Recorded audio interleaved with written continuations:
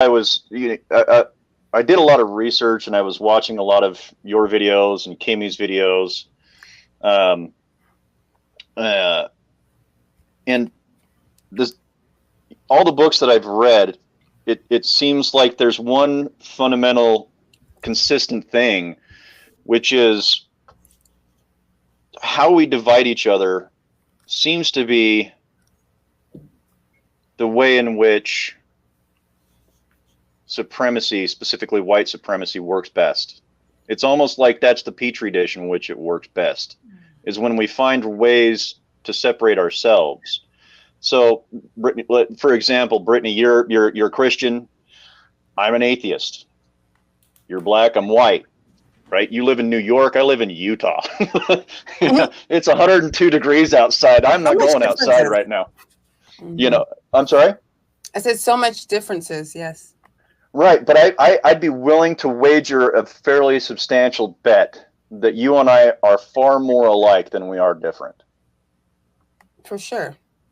You know, and so the thing that I've learned from this is mostly learning how to identify love, respect, and change my behavior so that not only am I a better person, but I'm a better person within society. Mm-hmm. And gaining all these different, very, very dynamic personalities has been monumentally, like, it's been a gift for me, honestly. Because I think the way that we connect with people more is what's going to get that racial reconciliation done. And I would like to believe that the theory of racelessness is the train that gets us to the end station.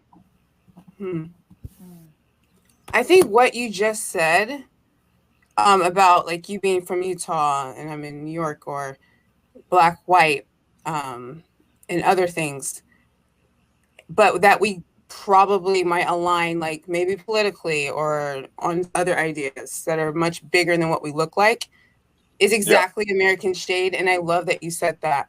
And that's, I don't know if that's something we all need to take away. Everyone here knows this, but the viewers, that is what I hope you take away, that the most diverse part of us is our minds and how we think, not our exterior. That is my number one goal for this platform, is to elevate that. For myself, what I'm going to take away is to look at the theory of racelessness that Dr. Sheena has thoroughly explained, like 3 hours from me here, like thoroughly explained, and because there's no reason why for me to engage with ideas that I might not completely align with or agree with, but to just sit with them for a little bit before I come to a conclusion of this can't work, so to speak. So what I'm going to do is try my best to look at racelessness less theoretical and more practical, less, hypothetical and more literal. I got to admit it's hard. But I think that we align on more things than I thought we did prior than when we first met in May, June? I don't even know when it was. So that's what I'm going to do. Also, well, no, I'm going to say it because why not? Also, I think what I would hope people that are proponents for racelessness would believe, someone like me or Khadija, I want to speak for you, but I'm just gonna speak for you. That one can have a healthy relationship with their identity, like I do, and has worked on it for years.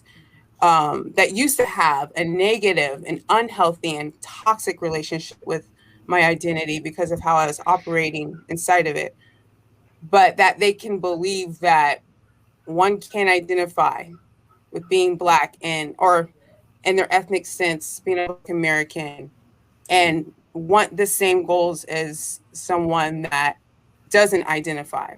Mm-hmm. I think both can happen at once. I think there is a compromise. I don't think it's a this or. I think it's or this or that. I think it's a combination of both because of what we just demonstrated here. I mean, I really think this is like an iconic conversation, to be honest. I'm just going to say that. Not just because it's on American Shade, but I really do. But I think there's a beautiful compromise that can happen. So that's my takeaways from that. And like Steve, I'm going to be watching this and taking more notes because I've learned a lot. And I appreciate each of you for coming on. So, Just and if anyone, yeah, go ahead. Oh, sorry. Very quickly, just to repeat what you were saying. You know, obviously I'm an advocate for racelessness, but don't get me wrong. I say that I am fearfully and wonderfully Black. I love that. I love that God has made me Black. And then also for, Steve, you are fearfully and wonderfully white. That is just as beautiful. I think racelessness doesn't mean the same way that some might misunderstand being colorblind. It doesn't mean not appreciating who God has made us to be. God has designed us with beauty, and I appreciate that, and I love that. But outside of that, guys, I have thoroughly also enjoyed this conversation. This might be the first, I'm not kidding when I say this, this might be the first time I've had a conversation with others on racism where we passionately disagree, and yet no one has gotten canceled just yet. So I love that. Jury's still out. We don't know what Twitter's gonna do. We don't know. You're speaking too soon. Why did you jinx it? I know it. I know. There's hope in that. No, but that's great. That's fantastic. I'm truly privileged. I'd be happy to even be listening to this, but to be part of this, I'm grateful for that. So thank you guys for for this. Yeah, I'll take the opportunity to just express something. I'm filled with gratitude myself. This has been a wonderful conversation. I thank you for having me. At the very least, I've learned that I need to buttress those arguments in favor of systemic racism. I'm armed and prepared. Probably at least in articulating a form of racial eliminativism, it's important to be clearer on the front end about the distinction between color blindness and the position that's actually being advocated, and also just the importance of I think something that kind of got buried in the conversation, but is coming out now, that speaks to what Brittany and Khadija and I think all of us have been saying, is the idea that there's a vision about what would be a good future. What's a future that enables human potential and autonomy. And I think oftentimes it can seem like those of us on the racelessness side are antithetical to that, to those on the reconciliation side.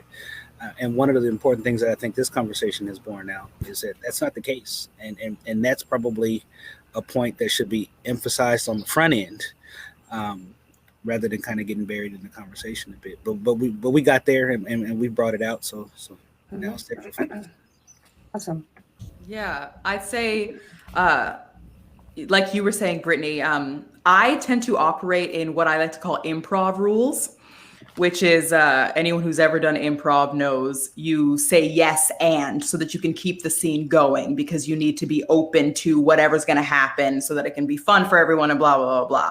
And to me, I think wholeheartedly that, yes, I can identify as a Black person and think about that identity and all the things that might stereotypically come with it or not, and the positives and negatives and all of that sort of stuff, and acknowledge that the future of the theory of racelessness could be more of a possibility than I thought going into this conversation. Like I wasn't necessarily completely anti going into it, but I was just kind of like, I don't really understand it. And I think in its name, it can be a bit provocative because, you hear something like racelessness and people are so used to one thing that if they hear that, they're like, what exactly is this? So I think I've come out of this conversation having a much clearer understanding of what this theory is and how it aligns with my values and beliefs and vision for the future. And also just really enjoyed being able to talk to people that I don't agree with on everything and still be able to do that. Because I think we all can have echoed this sentiment that it has just been impossible in popular culture, media, whatever, to see people disagree and disagree respectfully and disagree in good faith. And that's something that I'm also very much an advocate for on my channel. I want people to be able to maybe not have the same perspective as me, even if they watch the whole thing at the end, they don't agree, but to disagree respectfully and just understand that we each have our own life experiences that are gonna, pun intended, color the way we see the world. So, but I'll be here. I know. Yeah, love that ending. Beautiful.